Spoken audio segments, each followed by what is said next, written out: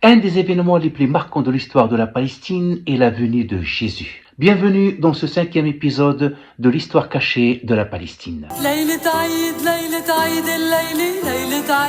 Envoyé aux brebis perdues de la maison d'Israël, son message cherche à redonner à la loi le génie prophétique de la spontanéité et de la sincérité. Si son message trouve écho chez certains, d'autres restent sceptiques, voire hostiles au point de vouloir lui ôter la vie pour mettre fin à sa mission. Sauf que le message de Jésus ne s'arrête pas avec sa disparition. Au contraire, ses disciples prennent le flambeau. Saint Paul, un juif hellénisé, très influencé par la philosophie grecque, n'observant pas une pratique rigoriste du judaïsme et farouche ennemi de Jésus, embrasse le christianisme après la disparition de celui-ci. Paul décide d'universaliser le message au moment où des disciples voulaient rester fidèles à la volonté de Jésus, c'est-à-dire « Je n'ai été envoyé que brebis perdues de la maison d'Israël ». Nous allons consacrer prochainement une série d'épisodes sur cette période cruciale de l'histoire de l'humanité. Après les premières années de persécution, le christianisme finit par s'imposer. Avec l'édit de Milan promulgué par Constantin en 313, le christianisme est reconnu officiellement au moment où les chrétiens ne dépassaient pas les 10% de la population de l'Empire romain. Pour résoudre les différents conflits théologiques qui déchiraient la chrétienté,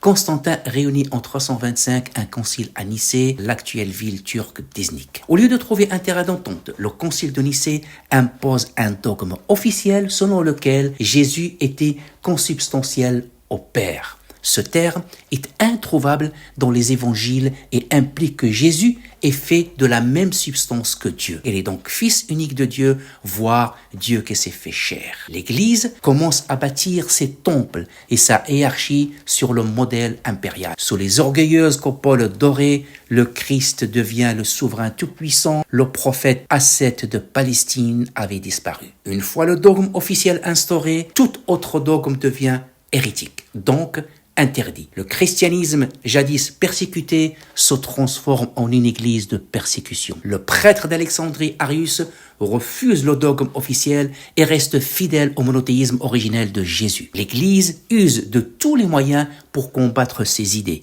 Malgré l'ordre impérial de brûler tous ses livres, la population palestinienne, dans sa très grande majorité, reste fidèle aux enseignements monothéistes d'Arius. Ce débat théologique permet de comprendre pourquoi, lors de l'émergence de l'islam, les Ariens monothéistes s'empressent à embrasser la nouvelle foi. Et ça, c'est une autre histoire que nous allons aborder lors du prochain épisode.